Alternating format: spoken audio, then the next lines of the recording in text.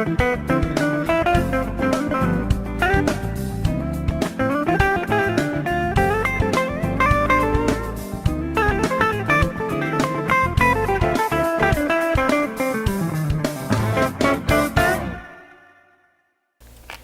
muy buen día, bienvenidos a su programa Vida con Estilo 29. Yo soy Tania Mercado y el día de hoy nos acompaña la doctora Claudia Guerra. Claudia, muy buen día, muchísimas gracias por asistir al programa. Claudia, nos vas a hablar acerca del tema de la pérdida auditiva. Así es. Bueno, ante nada, buenos días a todos y muchas gracias por invitarme, Tania. Pues sí, el tema que hoy vamos a platicar el día de hoy es hipoacusia o sordera, como le llaman, o baja de audición. ¿Qué es esto? Pues es más que nada que vamos perdiendo de poco en poco nuestra sensibilidad auditiva, nuestra forma de podernos comunicar, poder hablar. ¿Cómo nos vamos a ir dando cuenta? Pues ustedes nos van a ir viendo, ¿verdad? De que hablan por teléfono, contesto y sabes que ya no escucho bien de este oído, me tengo que cambiar al otro oído. O la típica de que estamos con una conversación y tenemos que voltearnos, ¿qué dijiste? O a veces incluso cambiamos las palabras, o sea, entendemos diferente o no alcanzamos a entender la palabra que nos están dando. Esos son los datos de sí principales. Otras causas, bueno, no causas, otros síntomas que pueden ir acompañados de la baja de audición puede ser un zumbido en uno o en ambos oídos, ¿verdad? Puede ser un zumbido con un pillidito que va y viene, a veces está, a veces no está, pero que es bien característico, está mucho más fuerte en las noches. Este pillido puede ser, como les digo, un zumbidito o puede ser como si fuera agua, por ejemplo, cuando está aire. Como cuando está muy en silencio, que se oye un pillido, eso no es normal entonces. No, bueno, es normal cuando pasa y unos segundos se quita, pero en pacientes que tienen baja de audición, este zumbidito está persistente. Al principio va y viene, pero ya es muy constante hasta que se quede ahí el zumbidito. Ok. ¿Puede llegar a empezar a dar punzaditas o a doler el oído cuando empieza la pérdida? Dolor no empieza, pues sí puede tener a lo mejor una que otras punzaditas porque tienen ellos ahí la sensación de que pues pasa algo en su oído, pero en sí la baja de audición no causa dolor, a menos que el causal de la baja de audición sea un problema en el oído medio y que sí me esté produciendo un dolor. Por ejemplo, que se acumule moco dentro del oído y eso produce mucho dolor. Baja la audición, pero el paciente va a atenderse porque no aguanta en verdad el dolor. Ok, y eso puede ser nada más momentáneo, no significa que va progresivamente. Una vez que se empieza a perder la audición, ¿es siempre constante, un poco más cada día va avanzando? Dependiendo de la causa. Como hay muchas causas, sí sería súper importante si alguno de ustedes tuviera esos síntomas de baja de audición, atenderse, hacerse estudios. ¿Por qué? Porque necesitamos ver cuál es la causa de que esté bajando la audición, ¿verdad? ¿Por qué? Porque si la causa es algo que podemos corregir y evitar que progrese y que siga creciendo o aumentando la hipoacusia o la sordera, pues es mejor, ¿verdad? Porque va a llegar a un punto donde la hipoacusia ya no va a poderse mejorar, ¿verdad? En un punto donde ya afecta al nervio y ya no se puede mejorar más que con solamente un aparato de audición. Entonces entiendo que si se ha perdido, suponer, un 10% de la audición, se atienden a tiempo, pueden recuperar y tener otra vez su 100% de audición. Dependiendo de la causa, sí. Si la causa, por ejemplo, es la más frecuente que se puede tratar y que puede mejorar, pueden ser, por ejemplo, la otitis media serosa, que tuvo una infección de garganta, se le metió moco al oído, trae el dolor y le quedó la baja de la audición. Esa pues se punciona el oídito, se aspira y se da tratamiento y con eso ya el paciente mejora. Otra puede ser que se haya perforado el oído, ¿sí? Y si acuden a tiempo. ¿Cómo por ejemplo, cuando se están limpiando los oídos y se haya Bueno, esa es una perforación accidental, ¿verdad? O sea, o traumática, como decimos, que nosotros mismos no lo producimos, pero muchas veces por otitis medias de repetición, que te digo que se llena de moco el oído, llega a un punto donde está tan lleno que solo se revienta y a veces no alcanza a volverse a cerrar. Cuando no se vuelve a cerrar ese tímpano, es cuando se puede quedar la perforación del tímpano y esa perforación me va a hacer una disminución de la audición, poco, 10, 20%, pero al cerrarla va a mejorar el paciente. Ok, ahora entonces entiendo que hay diferentes clasificaciones de pérdida de oído. ¿Cuáles serían estas?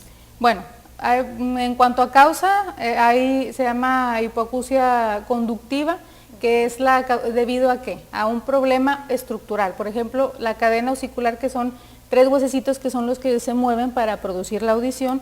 Si uno de estos tiene algún problema, se calcifica de más o tiene algún daño, eso puede ser una hipoacusia conductiva, donde si nosotros reparamos, mejora la audición, ¿sí? Okay. O el oído medio, como te explicaba, que hay moco ahí, si quitamos el moco, mejora. Pero también está la hipoacusia sensorial o neurosensorial, que ese es directo el daño al nervio. Ahí ya el nervio no tiene la capacidad de regenerarse. Hasta ahorita no hay ningún medicamento que nos ayude a regenerar el nervio y mejorar ese tipo de hipoacusias. ¿Cuál sería la causa de la? Bueno, causas de hipoacusias sensoriales pueden ser, por ejemplo, se llama presbiacusia. Así como nosotros, conforme vamos creciendo con la edad, vamos perdiendo la visión, ya ven que vamos utilizando cada vez lentes y todo, es igual en la audición. Vamos perdiendo de poco en poco la audición conforme vamos creciendo. Casi siempre en personas de tercera edad. Que ahí vamos viendo que, es que cada vez escucho, le haces el estudio, te das cuenta que tiene una hipoacusia sensorial, o sea, tiene el daño, que donde el nervio se va cada vez dañando más, se va degenerando, y en ese la única tratamiento sería ponerle un aparatito de audición. Entre otras causas, enfermedades congénitas, sarampión, rubiola, todo ese tipo de enfermedades durante el embarazo o después del nacimiento, pueden producir una hipoacusia súbita en los niños. Ok, ahora entonces, las causas ahorita tratábamos el tema de las causas cuando no son congénitas. ¿Qué pasa cuando son congénitas? ¿Qué problemas puede haber Bueno, cuando son congénitas, el problema pues es casi intratable en el aspecto de que, por ejemplo, si el niño tuvo o la mamá tuvo durante el embarazo sarampión, rubiola o cualquiera de estas enfermedades, la mamá durante el embarazo, entonces el niño después, por eso nace, pero tiene mucho más riesgo de tener una hipoacusia neurosensorial, que es la que les explicaba que daña el nerviosito, y generalmente son bajas de audición severas, o sea, de moderadas a severas. El niño tiene muy baja la audición, incluso hasta sordera total. Sordera total, sí. Okay. Ahora, ¿te parece, Claudia, si vamos al corte comercial y ahorita me sigues platicando más acerca de este tema? Claro que sí. Ahorita vamos al corte y continuamos.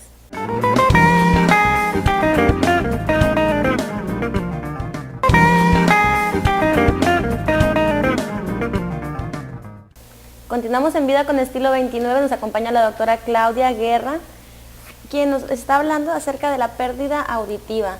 Claudia, menciónanos algunas de los, por ejemplo, causas que son, por ejemplo, el ruido.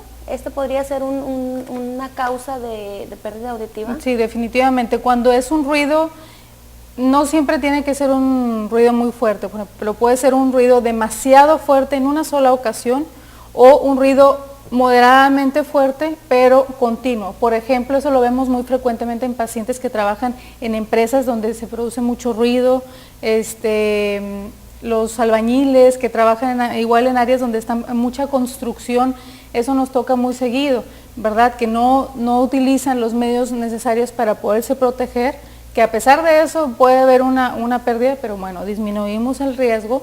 Pero son personas que constantemente están con un ruido, a lo mejor no muy excesivo, ¿sí? Pero es un ruido continuo.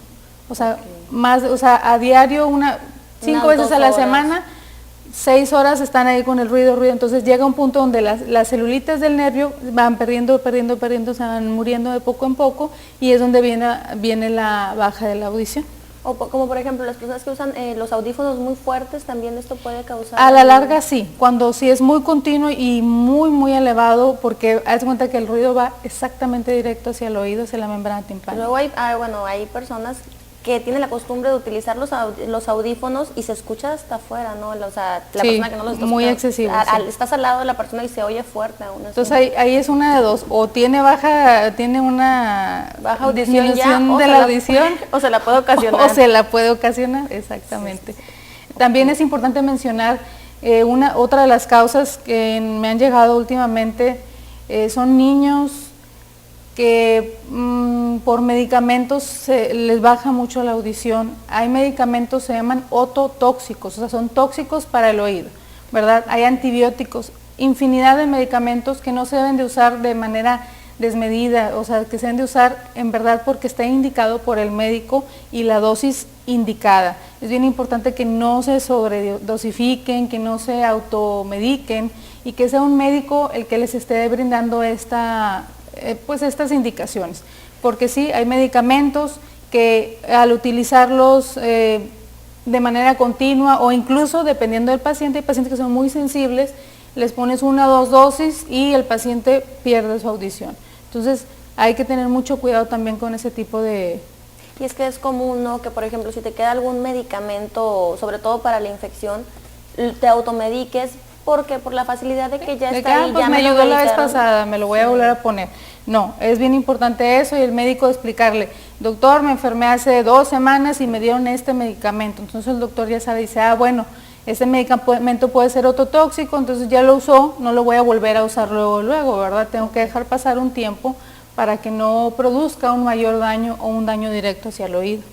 Ahora, Claudia, si por ejemplo estamos teniendo algunos de los síntomas que tú decías de pérdida auditiva, ¿que hay algún examen en el que te puedas realizar, bueno, acudir al especialista, pero hay algún examen donde se pueda notificar qué tanta pérdida de oído hay? Lo importante primero es ir con el especialista, ser atendido con el especialista y es el que nos va a indicar el tipo de estudio. Hay múltiples tipos de estudio, pero el más básico y el necesario para saber qué tipo de audición tienes y qué tan baja hay varios grados de audición.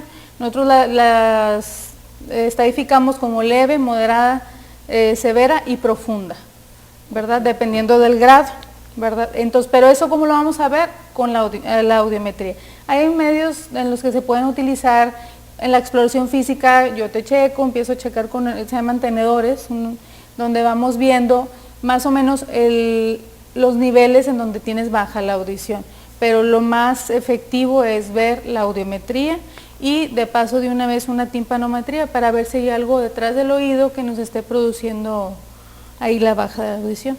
Ok, ahora en cuestión del tratamiento, ¿qué expectativas puede tener el tratamiento? Bueno, como te comentaba, es dependiendo de la causa. Si la causa es una otitis media serosa o una perforación del tímpano, que no tenga tanto tiempo, que no se haya dañado el nervio, es una buena expectativa. Se opera el tímpano, se repara y el paciente debe mejorar casi la totalidad de la audición, si no es que la totalidad.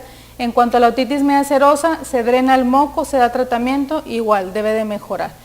En cuanto a las hipoacusias neurosensoriales que les platicaba hace rato, que son cuando se daña el nerviecito, la expectativa es baja. En cuanto a un tratamiento exitoso de curación, no hay. El tratamiento ahí sería ponerles un aparato auditivo para que les ayude a compensar la baja de audición que tienen, ¿sí? Pero es compensar, no es curar. O sea, yo me pongo el aparato, voy a escuchar mejor o un poquito más alto, ¿sí? No vas a escuchar a lo mejor al 100, pero sí te va a compensar bastante, al menos para que estemos alertas en el ambiente alrededor, porque imagínense, nos andamos en la calle y no escuchamos bien, nos pitan y capaz de que nos están avisando, ¿verdad? Una alerta o algo por el estilo. Es bien importante eso. Ok. Ahora, en el tema de, por ejemplo, los aparatos auditivos, ¿cualquier aparato auditivo puede utilizarlo cualquier persona? ¿Se lo puedes comprar y es apto para cualquier persona o hay diferentes No, por tipos? favor no lo hagan. Los que venden así en la tele de que te anuncian de que el aparato, esos no funcionan.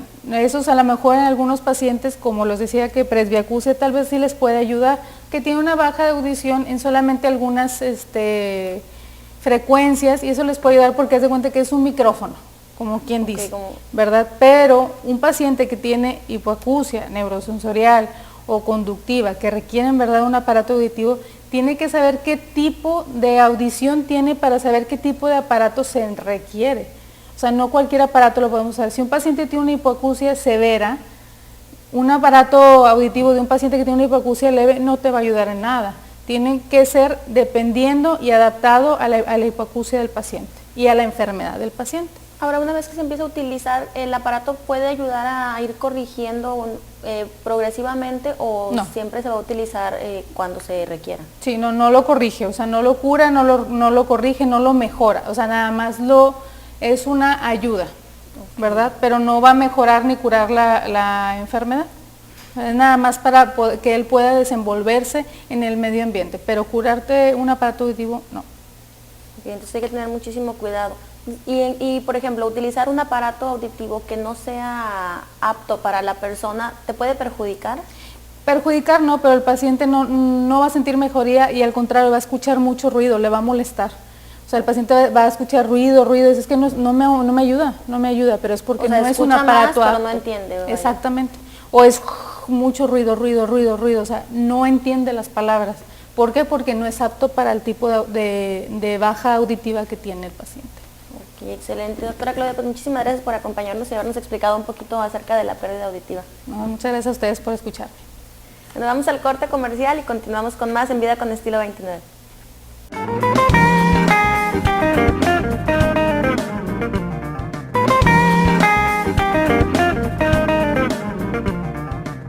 Continuamos en Vida con Estilo 29 y ahora en la sección de nutrición te voy a hablar acerca de, bueno, la alimentación y los cambios que se presentan durante la adolescencia.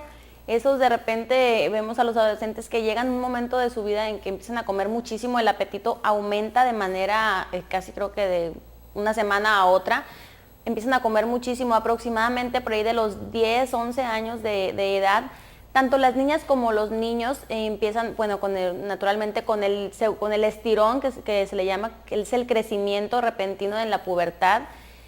Pero bueno, ¿qué tan grande es el aumento súbito? Bueno, pues digamos que tal vez, por ejemplo, si desean mamá o papá guardar o desean, por ejemplo, aceitar, por ejemplo, las vinagretas del refrigerador y, por ejemplo, comenzar a almacenar unas provisiones de refrigerios, por ejemplo, carnes rápidas, las carnes frías o alimentos que se puedan comer así rápido. Entonces los adolescentes tienden a comer muchísimo entre horas, esto porque les da demasiada hambre por el crecimiento. Los adolescentes parecen tener muchísima hambre, pero es durante, bueno, casi creo que todo el día, no únicamente en almuerzo, comidas o cenas.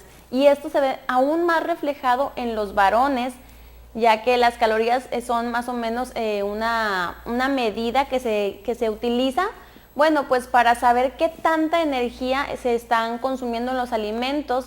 Y bueno, el cuerpo demanda durante esta etapa muchísimas más calorías durante los primeros años de la adolescencia que en cualquier otra etapa de la vida realmente, y no es necesariamente que vayan a empezar a engordar. Muchísimas veces es la necesidad de más alimento por el crecimiento, no porque vayan a empezar a subir de peso.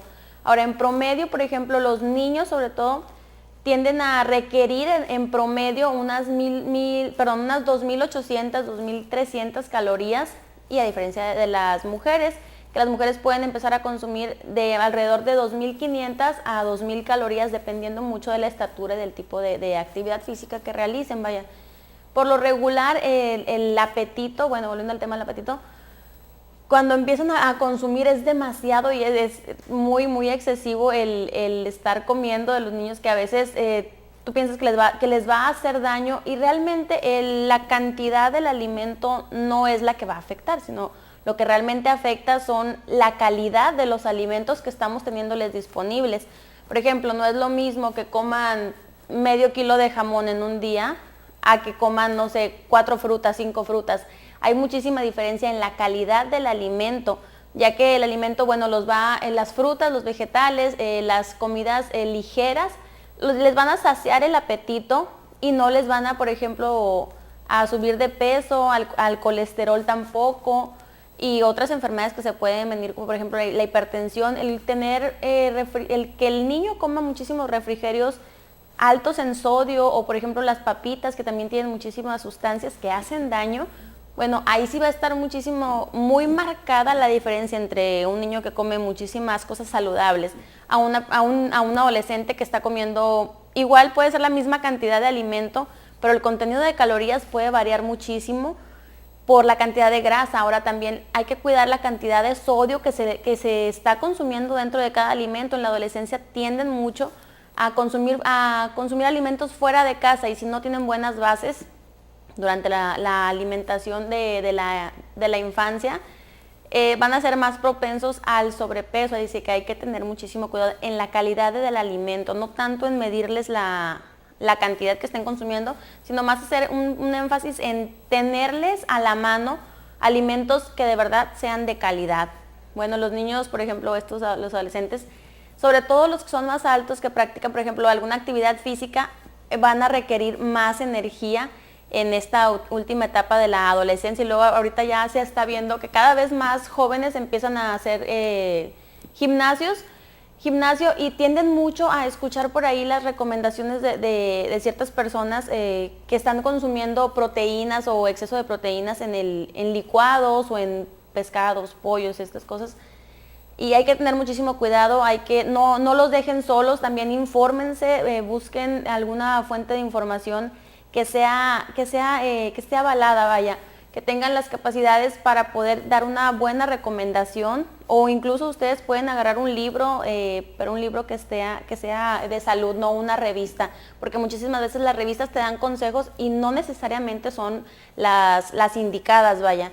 Entonces, para más seguridad y más confiabilidad es el de agarrar, no sé, un libro o algunos archivos. Por ejemplo, en internet los archivos PDF son los más, por lo regular son los más confiables, o en la sección de Google académico. Ya me aventé como un comercial, pero sí es muy importante que empiecen a buscar información para que, bueno, eduquemos a los niños con la responsabilidad. Si van a empezar a hacer ejercicio y a tratar de inclinarse por esta dinámica que es el fitness, bueno, tratar de que encuentren la mejor información de calidad que no les vaya a hacer daño posteriormente en los riñones, en el hígado. El exceso de proteína no es la receta mágica para aumentar la masa muscular o para bajar de peso. Hay que tener muchísimo cuidado, pero bueno, también te traje otros tips que son con los que, bueno, podemos empezar a tomar en cuenta ciertas bases para la alimentación. Y bueno, empezamos con el primer tip,